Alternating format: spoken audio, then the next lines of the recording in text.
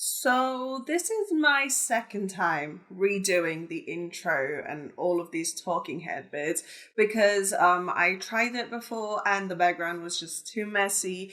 So we're having to do it a second time around, which bodes well for the new year, doesn't it?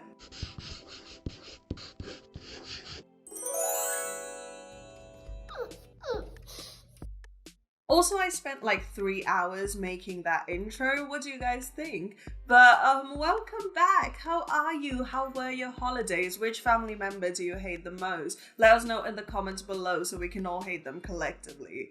Oh yeah, we're getting toxic this year. Anyway, I wanted to start this year by talking about something that is not only one of my favorite things to do at the start of the year, but was also requested by our server member Clarence. And today we're going to talk all about setting goals, specifically art goals, specifically in a way that we actually achieve them. This is a bit of a weird gray area because a huge part of setting effective goals is quantifying progress, but art is such an abstract thing that it's so hard to quantify goals. So today I want to share with you some tips on how I quantify the more abstract goals that I set for myself in the year, how I go about setting up goals that are effective and that I will achieve, and I'm also going to share with you some of my personal art goals for this year, just in case you needed some inspiration. As always, if you enjoyed this video, please remember to like and subscribe. Feel free to comment your goals down in the comment section below so we can keep each other accountable.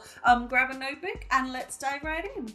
Let's start with quantifying our art goals. Now, art is something that you can't necessarily quantify or much less do complex maths with, unless you're one of those weird architecture people who work with precise measurements and lengths, in which case, good for you, more power to you. I do not do complex math. But in order to be able to measure any progress with any kind of skill or goal, we need to be able to quantify it. Well, ladies and gentlefish, stole that from 16 Leo, let me introduce you to the concept of time. The easiest way to quantify an abstract goal is to set a timeline to it. Here's how I do mine. So, say for instance you wanted to learn how to draw in perspective.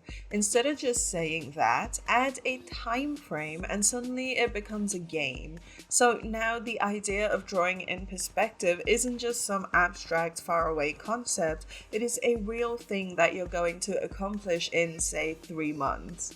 I do this with style studies every single month, where instead of just randomly picking from you guys' requests, I try to look at the artists who can teach me a new skill that I've never tried before.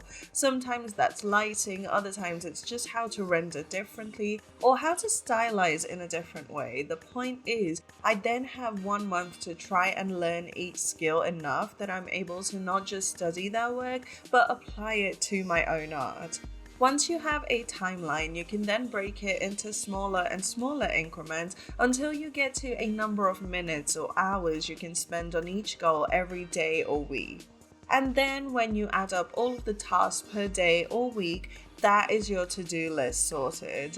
Now, bear in mind, a lot of us do have school and work commitments that take up most of the day, so obviously it is going to take longer to achieve your goals if you're not able to dedicate loads of time towards it regularly, and that's okay. It is a marathon, not a sprint. The point is, you want to grow into the person who has achieved that goal, not just randomly have it drop into your lap.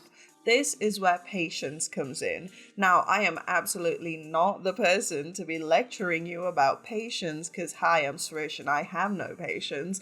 But from experience, I can tell you that if nothing else, learning to be patient with just ourselves is one of the biggest acts of self-care that we can do as human beings.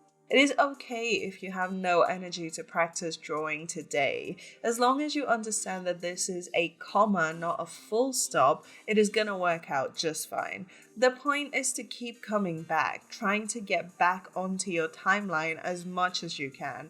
That is all that really matters. Once you have an end goal and a starting point, the next step is to create an action plan. Now, here's the thing. A lot of us, when we know where we're starting and when we know where we're ending, we tend to go from A to B to C, and then we get overwhelmed and then we quit. It's like we have a starting point and an ending point, but there's kind of like a vacuum in between. Here's the best way I figured out how to fix that. Work backwards. I always like to start by breaking my goal in half. No matter what I'm working on, step one is always to ask, what does 50% of progress look like? So, for example, say I'm learning to be better at line art, which is, by the way, an actual goal for me this year. In my mind, my starting point is that I hate line art, don't know what to do with it, and it is just not at all comfortable to work with. My end goal is to be able to easily create fluid, dynamic line art that is high quality and polished and comes intuitively to me.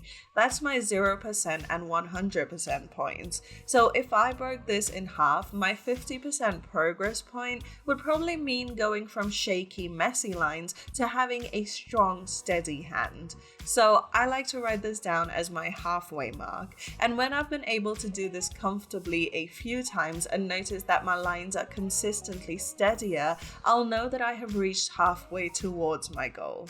However, it is still a big vacuum between the 3 markers that we have so far. So now let's break each half into quarters. And like I said, it is a lot easier to work backwards. So let's start by estimating what 75% progress would look like.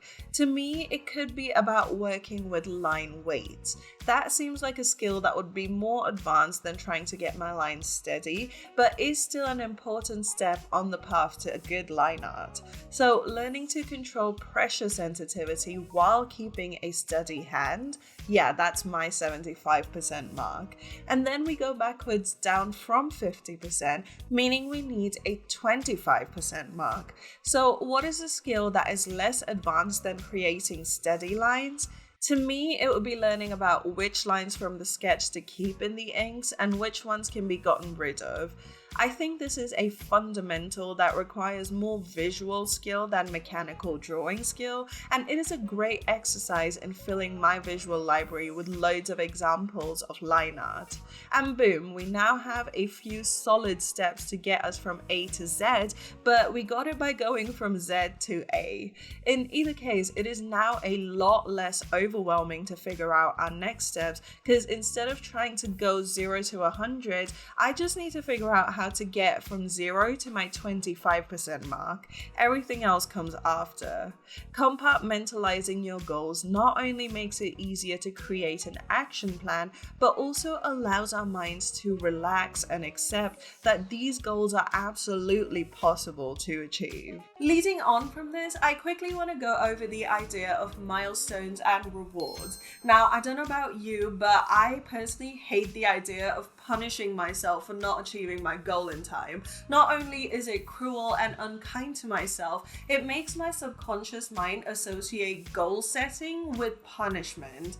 And this year we are focusing on building ourselves up, not tearing ourselves down. Instead, I find it a lot more productive to reward myself for achieving certain milestones towards my goal. Now, this doesn't have to be spending a bunch of money and buying myself stuff for achieving the bare minimum. That's just wasteful. Instead, here are some fun ways to reward yourself for achieving a milestone. This is something I love about this planner. Not sponsored in any way, but if you're in India and you do truly get the most out of planners, I highly recommend this one called the Positive Planner. I found it on Amazon and it has some really cool worksheets in there, but my favorite part is the goal setting pages, because not only does it make you consider why you want to achieve what you want to achieve, but it has these little boxes for milestones and rewards. So as you can see here, one of my big art goals this year is to actually paint fewer pieces.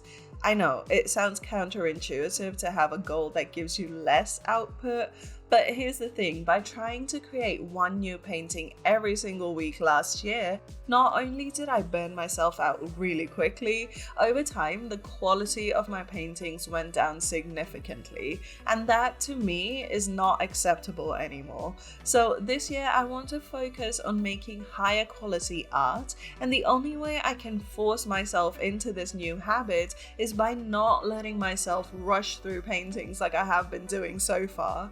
Good art takes time and great art takes patience. But anyway, for the milestones, I've just kept it simple, looking at the first 3 months of the year.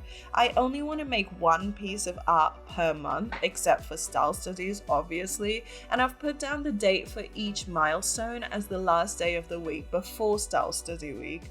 But most importantly of all, there is a little rewards row. This is something a lot of us leave out of goal setting because we never really think it is important to reward ourselves for doing what we said we would do. Capitalism, am I right? But our brains literally function based on rewards and punishment. If as a child you touched something piping hot, your brain wrote that down as punishment and you never did that again. If you got a medal for a sport, your brain wrote that down as reward and you continue to get better at that sport. The dopamine circuit in our brains has a huge impact on our behaviors and habits, and so consciously programming it to feel rewards for working towards our goals is a great way to retrain it away from procrastination. And your definition of a reward must be tailored to you and only you. What are things that make you happy? For me, I love to bake, I love to crochet, and I really love makeup. So my first reward at the end of January, if I can stick to just doing one painting this month, is to bake myself a batch of red velvet cupcakes with cream cheese frosting. And because I love baking and I really love red velvet, my brain is gonna connect that loving, happy feeling of the cupcake to achieving a milestone towards my goal. Similarly, my February rewards will be to buy more yarn, meaning I get to crochet some more, and my March reward will be to buy more makeup, meaning you guys are gonna see some looks in April. These are not super expensive rewards at all, but I know they will make me really, really happy. Another great reward is time. In our super busy lives, we rarely get to take time out for ourselves, so consciously making time to treat ourselves is a really easy and fun reward. Maybe you give yourself a spa day at home where you do some skincare and detox. Maybe you take yourself out on a solo picnic date or bring a pet along. Honestly, even just taking the time to do absolutely nothing is a reward in itself. The easiest reward schedule, like we saw a minute ago, is to reward yourself at the 25, 50, and 75% mark of each goal. They are frequent enough that you feel rewarded, but not so frequent that you're constantly rewarding yourself for doing the bare minimum. Now listen up, because this is where things get a little bit scary. Whatever goals you've set so far, I want you to double them. If it's an income-based goal, double it. If it's a timeline-based goal, half the time. Because guess what? So far, the goals you have set are ones that seem doable. But the thing about doable goals is that they don't challenge us enough. Challenge is the only way to create lasting, meaningful change. Set yourself some lofty goals if you want to see lofty results. This is actually such a common occurrence where we set our aim way too low and our brains just get bored. But when we gamify the same exact task, suddenly the boredom is gone.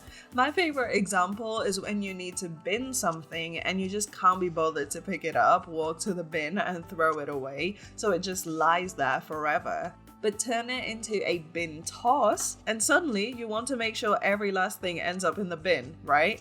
We are programmed to love a good challenge, and even if we realistically know it is not going to work out, there is still something inside us that compels us to give it a go regardless. So adding an element of challenge, no matter how unrealistic it may seem, is a super quick way to inject a load of fire into your goals, because beyond just being something you want to achieve, it is now a dare. However, we want to remember to do this from a place of love and light-hearted fun.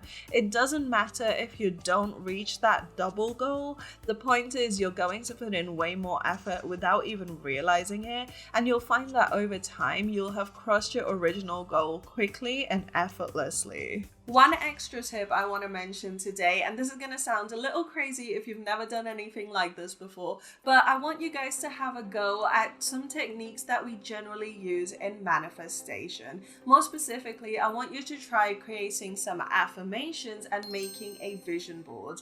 Here's how that works. Affirmations are basically statements you say to yourself about yourself over and over again.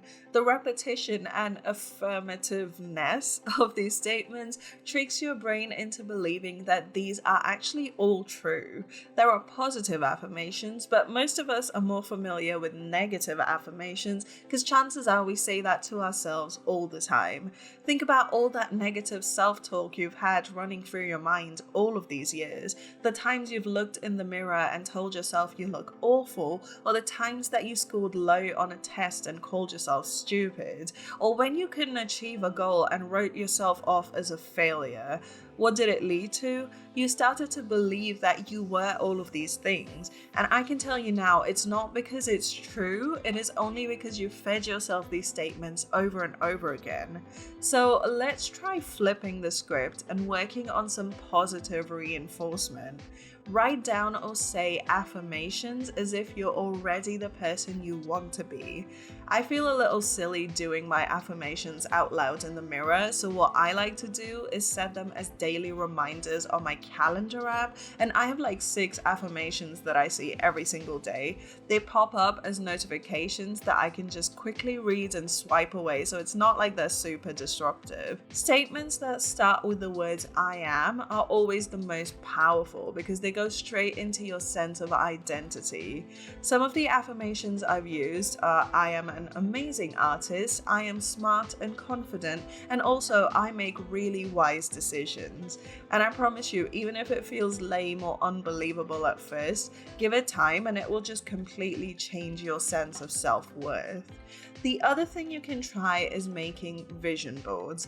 Now, this is a popular technique, but you basically grab images of things that you want to achieve and make a collage out of them. So every time you look at them, you're reminded of what you're working towards.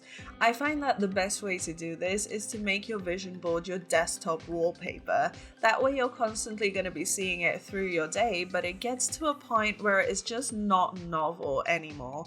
That is the point where you know your mind has accepted these images as something that is part of your life, and that is when it starts to come up with ideas and steps that get you to that goal. I can vouch for both of these techniques. They have always worked for me personally, and they are easy enough to do, so it's definitely worth giving them a try. And finally, if you've made it this far and are looking for some inspiration, here are some of the many goals I've set myself for this year. I just want to go through these quickly because wow, this is a longer video than I expected, but a lot of my goals this year are self-care based, though some are career based. I think my biggest one is to start selling and fulfilling merch and prints independently so I can ship it all out to people myself. It would be super fun to be able to write a personal note to each person, and I just think it is super cute to have physical art that you can hold. Then of course there is the one painting a month thing, which I explained earlier, but I do also want to focus on establishing a style that is unique and recognizable, but is also a reflection of who I am and what I love.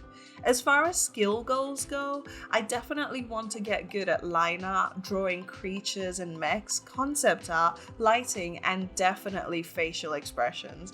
It is ambitious to want to do all of this, but 1 year is a long time, and like we saw earlier, lofty goals bring lofty results.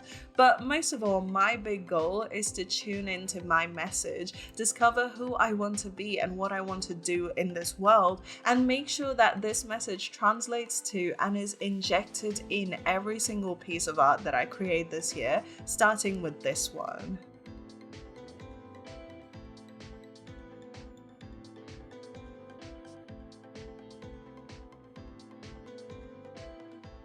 Whew, that was way more intense than I anticipated. I thought this would be a fun little quick video to get us started for the year, but apparently not. Thing is, I did a bunch of tarot readings at the start of the year like I do every year, and one of the biggest things I found out is that this year I am meant to embrace my too much gene rather than fight it.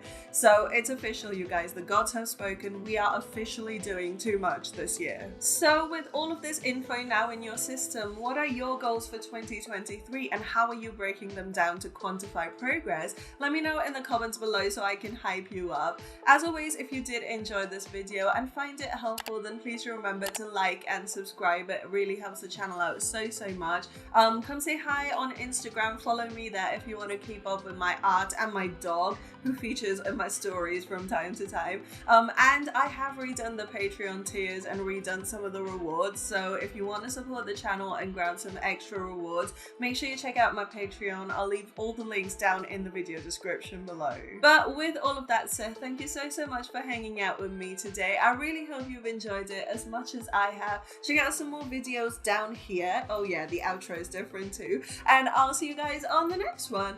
Bye!